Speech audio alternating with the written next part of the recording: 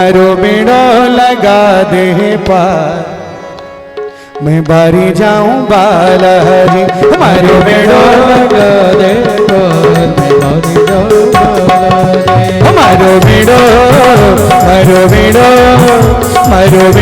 लगा दे पार, मैं बारी जाऊं बाला जी। मारो बेड़ो लगा दे पार, मैं बारी जाऊं बाला जी। मैं बारी जाऊं बाला जी, मैं बारी जाऊं बाला जी। मारो बेड़ो लगा दे पार, मैं बारी जाऊं बाला जी। मारो बेड़ो लगा दे पार, मैं बारी जाऊं बाला जी। जय हो। जरा हाथ उठाइए बड़े भाव से, प्रेम से ताली बजाइए, बोलिए बालाजी महाराज की जय हो।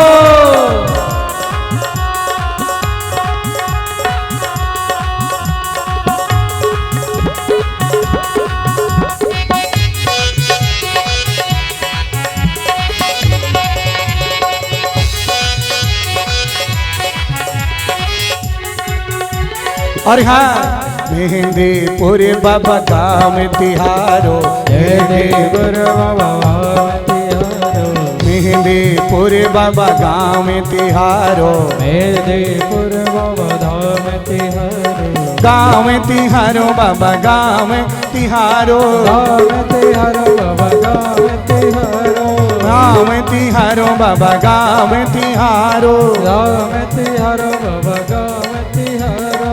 मेहंदीपुर बाबा गाँव तिहारो, मेहंदीपुर बाबा धाम तिहारो। वहाँ जावे वहाँ आवे, वहाँ जावे नर और नार, मैं बारे जाऊं बाला जी। जावे नर और जाऊं बाला जी, मैं बारी जाऊं बाला जी। मैं बारी जाऊं बाला जी, मैं बारी जाऊं बाला जी, मैं बारी जाऊं बाला जी। हो मेरो बेड़ो मारो बेड़ो लगा दे पार, मैं बारी जाऊं बाला जी। मारो बेड़ो लगा दे पार, मैं जाऊं बाला जी। जय हो जय हो।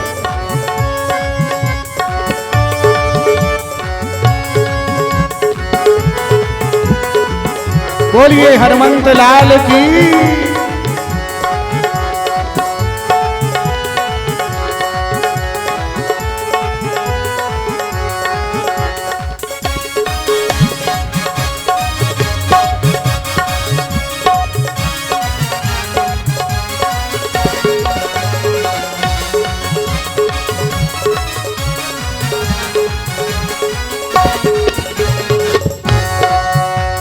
और हाँ, लाल लंगोटा थारे बगल में सोए, लाल लंगोटा थारे बगल में सोए, लाल लंगोटा थारे बगल में सोए, लाल लंगोटा थारे बगल में सोए, बगल में सोए बाबा बगल में सोए, बगल में सोए बाबा बगल में सोए, बगल में सोए बाबा बगल में सोए, बगल में सोए बाबा बगल में सोए।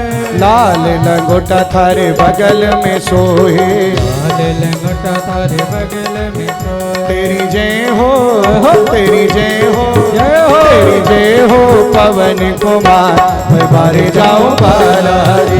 तेरी जय हो पवन कुमार, मैं बारे जाऊं बाला जी। जय हो। बोलिए हनुमंत लाल की जय हो।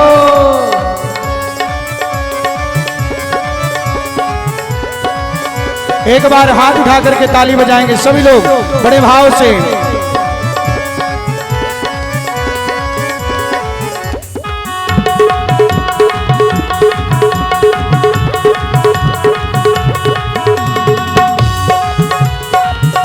श्री राधे हरि बोल।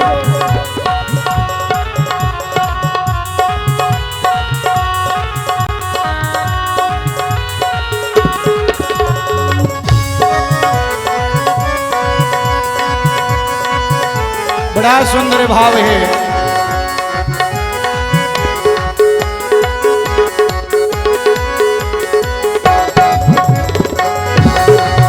और यहाँ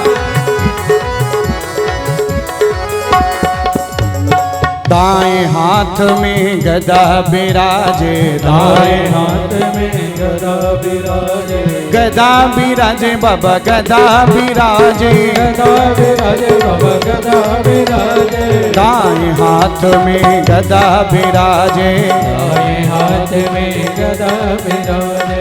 हाँ तेरी महिमा तेरी लीला तेरी महिमा अपरंपार, मैं बारी जाऊं बालाजी, तेरी महिमा अपरंपार, मैं बारी जाऊं बालाजी, मैं बारी जाऊं बालाजी, मैं बारी जाऊं बालाजी, मैं बारी जाऊं बालाजी, मैं बारी जाऊं बालाजी। मारो बेड़ो मारो बेड़ो मारो बेड़ो लगा दे बार, मैं बारी जाऊं बालाजी, मारो बेड़ो लगा दे पार, मैं बारी जाऊं बालाजी, मैं बारी जाऊं बालाजी, बारी जाऊं बालाजी, मैं बारी जाऊं बालाजी, मैं बारी जाऊं बालाजी, मैं बारी जाऊं बालाजी, मैं बारी जाऊं बालाजी, मैं बारी जाऊं बालाजी, मैं बारी जाऊं बालाजी,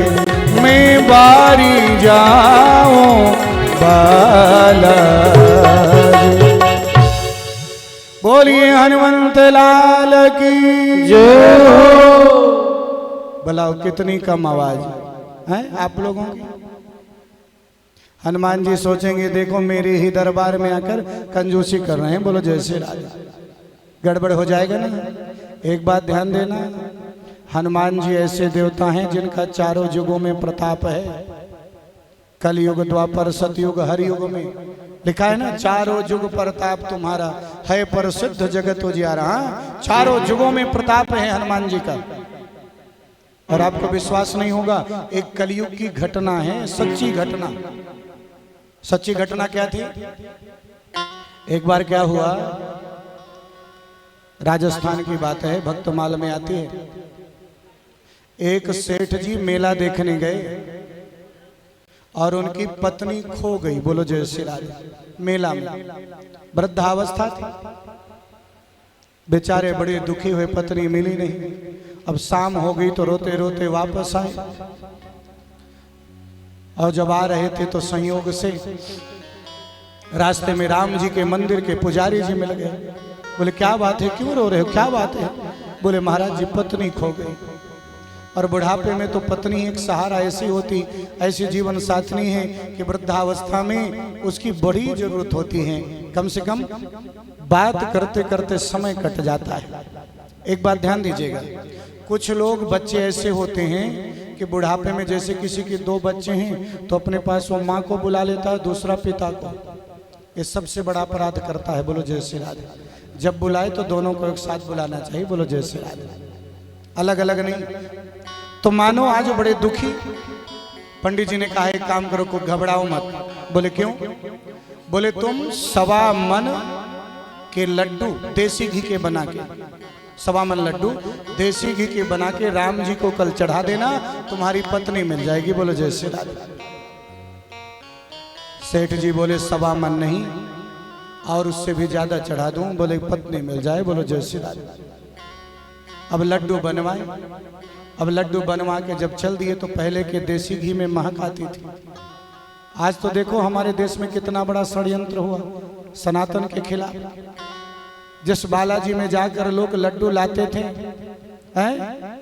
ऐसे ऐसे लोग घुस गए उसके अंदर, उस समिति में जो लड्डू काहे के घी से बना रहे हैं। इतनी आस्था से लोग जाते हैं, धन की कोई कमी नहीं वहां पर है, फिर भी ये क्या है, सनातन धर्म को बर्बाद करने की कोशिश हो रही है पूरी तरह से। तो जानते हैं आज उन्होंने भी देसी घी के लड्डू बनाए और जैसे लेके चले तो राम जी के मंदिर से पहले हनुमान जी का मंदिर पड़ता था। अब हनुमान जी के मंदिर के पुजारी जी को महकाई देसी घी के, आजकल का तो देसी घी पास में लाने के बाद भी नहीं मांगता, पहले तो दूर से मांगता था। हनुमान जी के मंदिर के पुजारी जी ने सोचा इस सेठ जी के पास कुछ ना कुछ तो है, बड़ा स्वादिष्ट है। दौड़ के गए, बोले सेठ जी कहाँ जा रहे हो? बोले भैया लड्डू चढ़ाने। बोले कहाँ? बोले राम जी के मंदिर। क्या हो गया? बोले हमारी पत्नी खो गई है, राम जी को मंदिर लड्डू चढ़ाएंगे तो पत्नी मिल जाए। बोले ये बताओ तुम रामायण पढ़े हो कि नहीं? बोले हाँ पढ़े हैं। बोले राम जी की पत्नी खो गई थी? बोले हाँ। तो राम जी क्या अपनी पत्नी को खोज पाए थे? बोले नहीं। कौन खोजा था? बोले हनुमान जी। बोले जब राम जी अपनी पत्नी को नहीं खोज पाए तो तुम्हारी पत्नी को कैसे खोजे? एक काम करो ना, ये प्रसाद हनुमान जी को चढ़ाओ तो तुरंत मिल जाएंगे। राम जी की खोज के दिया, तुम्हारी भी खोज के दे देंगे। अब वो सारा लड्डू सेठ जी को बात जच गई। सेठ जी बोले चलो भाई। और उनको ये भी आया कि राम जी और हनुमान जी में क्या अंतर, हनुमान जी के हृदय में ही तो राम जी रहते हैं, उन्हीं को भोग लगाया जाए। थोड़ा भाव भी बना और गए हनुमान जी को भोग लगा दिए। और बोले परिक्रमा लगा क्या? थोड़ा बड़ा मंदिर था, परिक्रमा लगाने जैसे गए, आधी परिक्रमा में पत्नी मिल गई। बोलो जय श्री राधे। है तो चारों जुग प्रताप तुम्हारा है, ऐसे हनुमान जी हैं। तो जानते हैं सिर्फ 2 कथाएं आज पूर्ण होंगी कल, क्योंकि भगवान का जन्म है। तो मानो आज एक व्यक्ति का नाम है मनु जी महाराज के एक बेटे हैं, एक का नाम उत्तानपाद और दूसरे का नाम प्रियव्रत है। उत्तानपाद किसे कहते हैं? जो काम पहले कर डाले बुद्धि बाद में आए कि ऐसे नहीं ऐसे करना था। बोलो जैसे राजा। और प्रियव्रत किसे कहते हैं? जिसका व्रत प्रिय हो। अच्छा बहुत सी माताएं व्रत रहती है ना, कुछ माताएं तो सोमवार से और संडे तक व्रत रहती हैं। बोलो जैसे राधे। और व्रत में क्या करती हैं? भोजन वोजन नहीं करती हैं, वृद्ध हो जाती हैं, भोजन नहीं छोड़ती, एसिडिटी बन जाती है। बच्चे कहते हैं महाराज जी समझाओ ये व्रत छोड़ दें। हम उनको बोलते हैं माता जी शास्त्र में भी लिखा है व्रत का मतलब क्या है? व्रत का मतलब है संकल्प। भोजन छोड़ने को व्रत नहीं बोलते। हम 7 दिन तक पूरी कथा सुनेंगे, ये व्रत है। हम आज से झूठ नहीं बोलेंगे, ये व्रत है। हम रोज भगवान की इतनी माला जपेंगे, ये व्रत है। तो फिर बोले महाराज जी अगर व्रत नहीं होगा तो हम उपवास रहते होंगे। मैंने कहा उपवास का मतलब भी ये है, उप समीपे वासा इति उपवासा, भगवान के चरणों में मन लग जाए उसी को उपवास बोलते हैं। और ये जो हम भोजन कम करते हैं ना, उसका कारण है कि भगवान की पूजा पाठ में हमारा मन इधर उधर ना बहके, नींद ना आए, इसलिए भोजन लेते हैं। अच्छा किसी किसी को तो नींद इसलिए भी आती है कि जब वो भोजन नहीं लेता है, और किसी किसी को इसलिए नींद आती है कि जब वो ज्यादा भोजन ले लेता है। तो इसलिए कहा गया फल फ्रूट लीजिए, थोड़ा लीजिए, जिससे नींद भी ना आए और बढ़िया भगवान के भजन में मन लगे। तो उसी को व्रत से जोड़ दिया गया। यानी जिस दिन सोमवार है, आज शिव की पूजा करनी है, तो बोले आज फलाहार ले लो, थोड़ा सा फल ले लो। वैसे आजकल के व्रत को तो चाहे 1 महीने रहो कोई फर्क नहीं पड़ता। साबूदाने की खिचड़ी, बड़े, ये वो पता नहीं कितना सुंदर सुंदर आइटम मिलता है? राजगिरे का हलवा, ये पूड़ियाँ, कोई कमी ही नहीं। साल भर व्रत रहो कोई फर्क नहीं। तो एक प्रिय व्रत है और एक उत्तानपाद। उत्तानपाद ही ऐसे हैं जिनके यहाँ पर, जिनके जीवन में 2 पत्नियां थी, एक का नाम सुनीति, एक का नाम सुरुचि। सुनीति ऐसी थी जो सुंदर नीतियों से चलती थी, जिनके यहाँ बेटा जन्म लिया और जिसका नाम ध्रुव था। ध्रुव को कौन नहीं जानता? ध्यान देना, माता पिता अच्छे संस्कार करें, अच्छे भाव से रहें जीवन में, और अच्छे सत्कर्म जब करते हैं तो उनके जीवन में ध्रुव जैसा बेटा जन्म लेता है। क्योंकि संसार में ध्यान देना, हमारी सबसे बड़ी संपत्ति अगर कोई है तो हमारी संतान है। बोलो जय श्री राधे। और ध्रुव जी महाराज ऐसे हैं जिन्होंने मात्र 5 वर्ष की अवस्था में भी भगवान को प्राप्त कर लिया। आजकल तो भैया बुढ़ापा आ जाता है तब भी व्यक्ति भगवान का नाम नहीं लेता।